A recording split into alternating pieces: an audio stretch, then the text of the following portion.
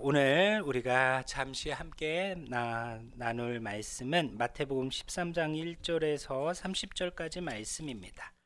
오늘 이 비유 말씀인데요. 이 어떤 비유입니까? 네 가지 땅에 떨어진 씨 비유에 대한 말씀입니다. 오늘 예수님께서 비유로 말씀하실 때 첫 번째는 길가에 뿌려진 거, 그리고 두 번째는 돌밭에 뿌려진 거, 그리고 세 번째는 가시덤불 사이에 뿌려진 거, 마지막 네 번째는 좋은 땅에 뿌려진 씨가 어떻게 결실하고 어떻게 자라나는지에 대한 비유를 말씀하신 겁니다. 오늘 결론적으로 말씀을 드리면 이 비유는 결국 무엇에 대해서 말씀하고 있는 겁니까? 즉 오늘 본문 18절에 보시면 뭐라고 말씀을 하십니까? 이 비유에 대해서 설명하시면서 18절에 보시면 그런즉 씨 뿌리는 비유를 들으라. 19절입니다. 아무나 천국 말씀을 듣고 깨닫지 못할 때는 악한 자가 와서 그 마음에 뿌려진 것을 빼앗나니 이는 곧 길가에 뿌려진 자요. 오늘 이 씨는 바로 무엇에 대해서 말씀을 하고 있는 겁니까? 주님께서 선포하고 있는, 하나님이 우리를 향하여 선포하고 있는 복음에 관한 것이라는 겁니다. 복음이 세상 사람들 가운데 선포되었을 때 이 밭은 무엇을 말하는 겁니까? 우리의 마음의 상태를 말하는 거죠. 근데 이 마음의 상태를 말한다라는 것이 곧 무엇을 말하느냐면요, 그 복음의 말씀이 들렸을 때, 주님의 그 구원의 복음의 말씀이 들렸을 때 그 말씀을 결국은 깨닫느냐 깨닫지 못하느냐의 문제를 오늘 예수님께서는 말씀하고 있다라는 거예요. 오늘 길가에 뿌려졌다라는 것은 뭐라고 말씀합니까? 말씀이 선포되었을 때 그 말씀을 들어도 깨닫지 못하는 자에 대해서 말씀하고 있습니다. 자, 그래서 그런 자들은 어떻다라고 말씀하고 있습니까? 19절에 보시면 악한 자가 와서 그 마음에 뿌려진 것을 빼앗나니 이는 곧 길가에 뿌려진 자요. 이 악한 자라는 것은 곧 어떤 것을 이야기를 하는 겁니까? 세상 살아가는 방식 그대로의 삶을 이야기하고 있는 거라는 거예요. 즉 복음의 말씀이 들려도 이 사람은 어떻습니까? 이것이 마음에 심겨지지 않고 그저 이것을 외면한 채 세상 사람들의 말에 따라서 쫓아가는 삶을 사는 사람들이라는 거예요. 그리고 두 번째와 세 번째는 결국에는 똑같은 현상입니다. 바로 이 진리의 말씀을 들었을 때 순간적으로 우리가 진리를 접할 때는 어떻습니까? 이게 뭔지는 몰라도 되게 좋은 거구나라는 것을 느끼는 사람들이 있다라는 거예요.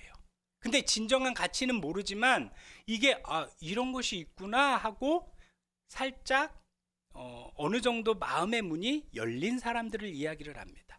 근데 이런 사람들에게는요, 두 가지의 문제가 생긴다라는 거예요. 첫 번째는 바로 뭐예요? 이게 들어서 뭔지는 모르지만 좋은 것 같아 라는 느낌이 있어서 그럼 이거를 따라해 볼까라고 할 때 어떻습니까? 첫 번째는 나의 삶의 방식, 외부적인 삶의 방식이 바뀐다라는 거예요. 그래서 그거를 실천하려 할 때 어떻습니까? 주위의 사람들이 야, 너 갑자기 왜 그렇게 방식을 바꿔? 왜 그래? 너 참 유별나다 하면서 주변에서의 외부적인 마찰이 생기게 된다라는 거예요. 그럼 이 외부적인 마찰이 생겼을 때 이 사람들이 쉽게 포기한다라는 거예요. 왜요? 좋은지는 알지만 이게 진정한 가치를 깨닫지 못했기 때문이라는 거예요. 그리고 두 번째는 바로 뭐냐면요, 바로 내부적인 포기라는 거예요. 자, 이 좋은 것은 알고 요거를 지키면은 좋을 것 같긴 한데 이것을 지키기 위해서는 어떻습니까? 이 사람이 22절에 보시면요, 말씀을 들으나 세상의 염려와 재물의 유혹의 말씀에 막혀 결실하지 못하는 자요. 바로 뭐예요? 내부적으로 고민이 너무나도 많은 거예요. 이거를 지키려고 하면 내가 이것도 포기해야 되고 이것도 포기해야 되고 내가 내 안에서 포기해야 할 것들과 걱정되는 것들이 너무나도 많아서 내 안에서 이것들을 포기한다라는 거예요. 즉 외부적인 요인에 의해서 포기하든 내부적인 요인에 의해서 포기하던 이 사람은 결국은 어떻다라는 거예요? 좋은 것은 알지만 이것의 참된 가치를 깨닫지 못한 자라는 거예요.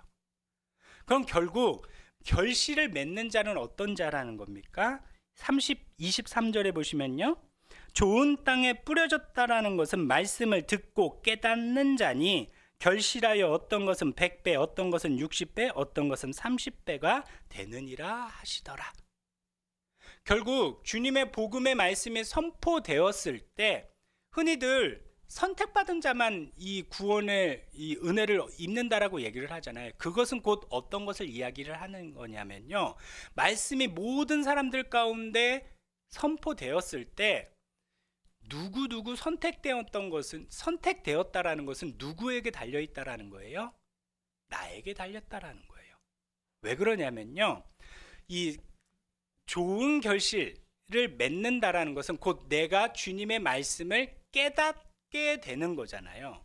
아니 그럼 깨닫는 거는 지혜에 관한 영역인데 그러면 지혜 있는 사람만 깨닫고 어리석은 사람은 깨닫지 못하는 것 아닙니까? 라고 말할 수 있어요. 그럼 이게 무슨 태생적인 지식이나 지혜가 높은 사람만 선택받은 복음이 아니냐라고 생각할 수 있지만 이것은 깨달음이 지식과 지혜, 이 지식과 이런 외적인 능력에 달려있는 것이 아니라는 거예요.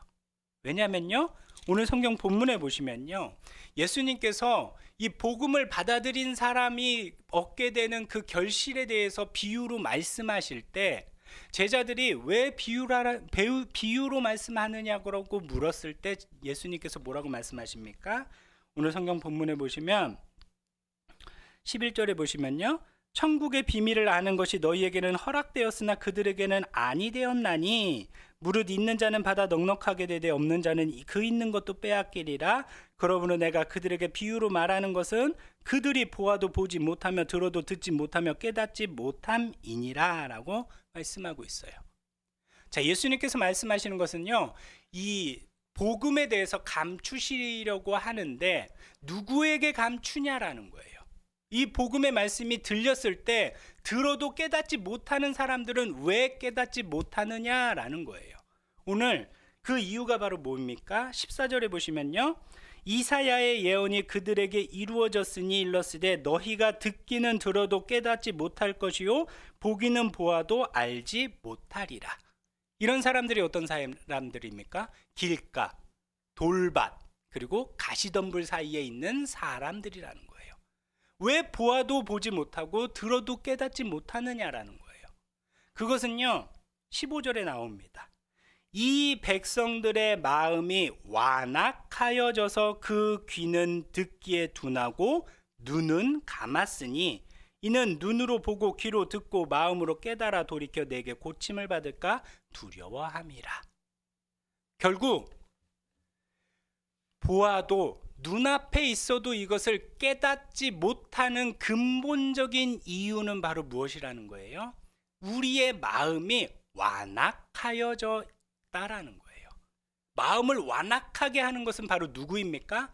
하나님이 아니라 우리 스스로라는 거예요. 마음이 완악하다라는 것은 바로 뭐예요? 우리가 세상적인 것에 마음이 단단해진 것을 이야기하는 거죠. 즉 세상적인 욕심, 세상적인 쾌락, 세상적인 이런 것들 주의 말씀에 선포될 때 그 말씀이 우리 안에 들어올 여지가 없는 거예요. 오늘 내가 이렇게 성공해야 되고 오늘은 이렇게 돈을 벌어야 되고 오늘은 내가 저기 가서 무엇을 해야 되고 우리 마음속에 우리의 것들로 가득가득 차 있어서 우리의 욕심과 우리의 이러한 것들로 가득 차져 있어서 우리의 마음에 완악하여져 있다라는 것, 즉 단단하고 굳어져 있다라는 것을 말하고 있다라는 거예요. 그래서 아무리 우리 눈앞에서 기적이 행해지고 복음의 말씀이 선포되어도 보아도 깨닫지 못하고 들어도 깨닫지 못하는 상태가 된다라는 거예요. 결국 오늘 성경 본문에서 말씀하고 있는 것은 바로 뭐예요? 깨닫는 자는 어떤 자냐? 마음에 부드러운 자. 마음에 부드러운 자, 즉 마음에 들을 여유가 있는 자에 대해서 말씀하고 있는 거라는 거예요. 즉 나의 것에만 고집하는 자가 아니라 마음이 겸손한 자. 우리는 겸손한, 그리스도인은 겸손해야 한다라고 얘기를 하잖아요. 그러면 겸손한, 이 말을 할 때 그리스도인들이 어떤 행동을 많이 합니까? 무조건적으로 양보합니다. 무조건적으로 아유 제가 잘못했습니다. 아유 제가 양보할게요. 이러는 게 겸손한 자인 줄로 알고 있다라는 거예요. 하지만 성경에서 말하는 겸손한 자는요, 그냥 무조건 나를 낮추는 이런 것을 겸손하다라는 것이 아니라, 마음이 겸손한 자는요, 다른 사람, 즉 주님의 말씀을 마음에 받아들일 수 있는 그런 부드러운 마음의 소유자에 대해서 말씀하고 있다라는 거예요. 이런 자를 겸손한 자라고 말을 해요. 하나님의 음성을 들을 줄 아는 자, 그리고 듣고 받아들일 수 있는 자, 이런 자를 겸손한 자라고 말씀하고 있다라는 거예요. 오늘 본문에도 마찬가지입니다. 우리가 이렇게 우리의 욕심과 우리의 것들로 가득 찬 마음을 내려놓을 줄 아는 자, 그런 자가 주의 말씀을 듣고 깨닫게 되는 자라는 거예요. 그럼 우리가 우리의 마음을 내려놓기 위해서 우리가 우리의 힘으로 이것을 쉽게 내려놓을 수 있을까요? 솔직히 말씀을 드리면 저의 경우에는 어려웠다라는 거예요. 한시도 끊임없이, 제가 약간 타입이 망상가 타입이에요. 그래서 속으로 끊임없이 무엇인가를 생각하고 있어요. 멍이 있지만 멍이 있는 게 아니에요. 머릿속에서는 수백 가지를 생각하고 막 계획을 세우기도 하고 막 망상하기도 하고 고민하기도 하고 여러 가지를 끊임없이 머릿속으로 합니다. 근데 이런 제가 하나님에 대해서 생각을 얼마나 할까요? 하루 비중에 이렇게 있으면 정말 귀퉁이 요만큼 또 할까 말까예요. 항상 제 생각으로 가득 차 있는 거예요. 제가 좋아하는 것, 제가 해야 할 것, 이런 것들로 가득 차 있다라는 거예요. 근데 이것이 어느 한순간 싹 제 마음이, 제 머릿속이, 제 생각이 고요해지는 때가 있다라는 거예요. 그때가 바로 어느 때냐면요, 성령님의 충만한 임재를 느낄 때라는 거예요. 그때는 정말 제 안에 있던 이런 잡생각들이 싹 사라집니다. 고요함을 제가 느껴요. 그리고 그 안에서 하나님, 주님을 바라보게 된다라는 거예요.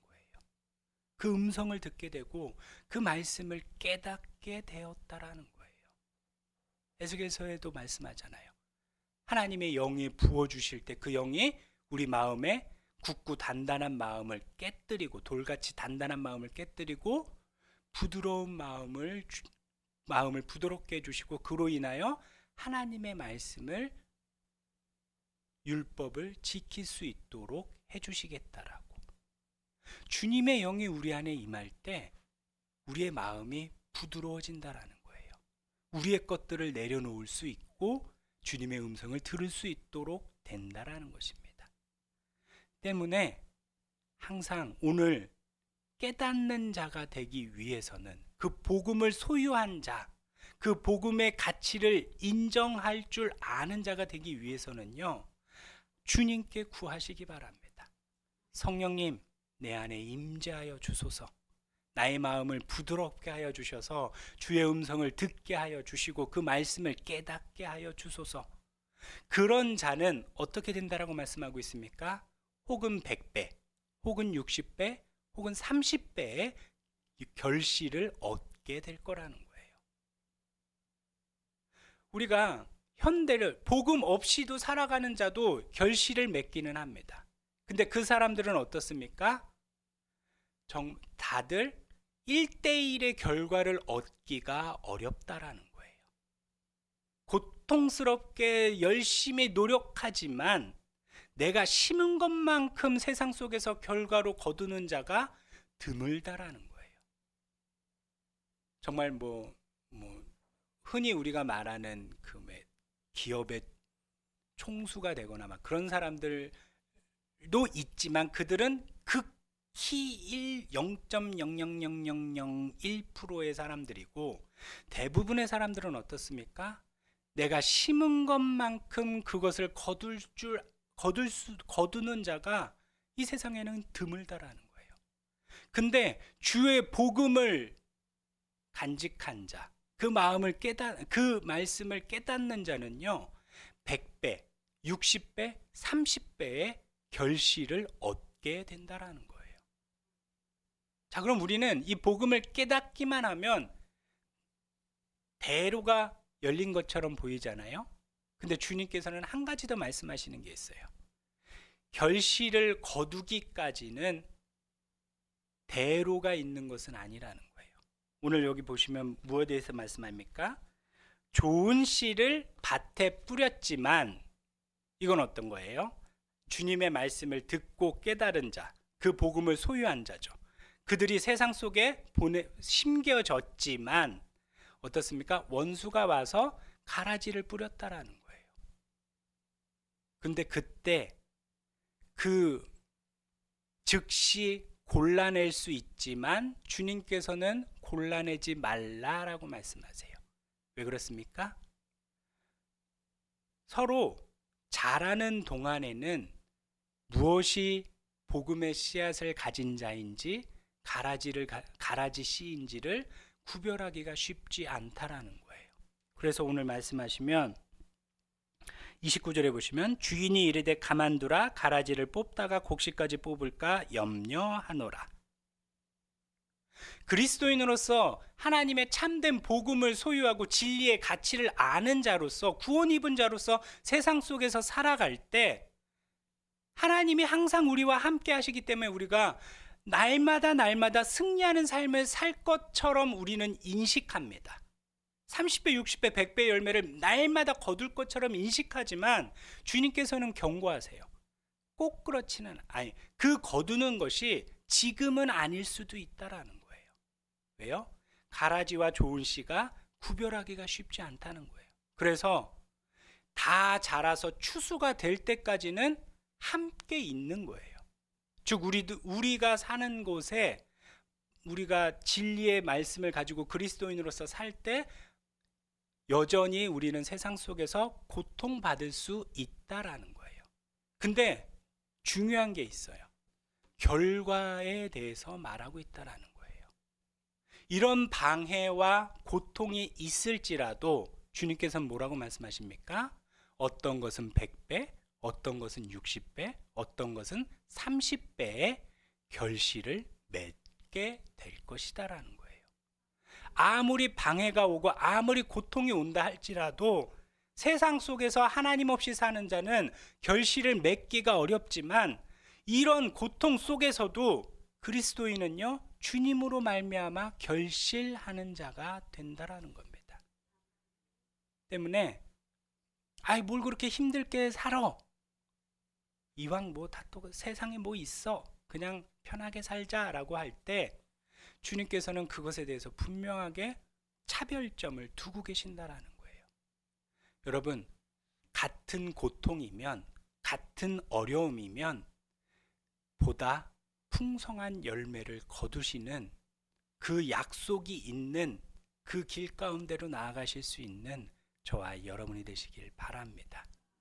마음의 겸손함으로 주의 복음을 받아들이시고 깨달으심으로 열매 맺는 삶을 사시는 저와 여러분이 되시길 바랍니다. 오늘 이 말씀을 생각하면서 우리 잠시 함께 기도하기 원합니다. 주님의 이름 한번 부르시고 다 함께 통성으로 기도하시겠습니다. 주여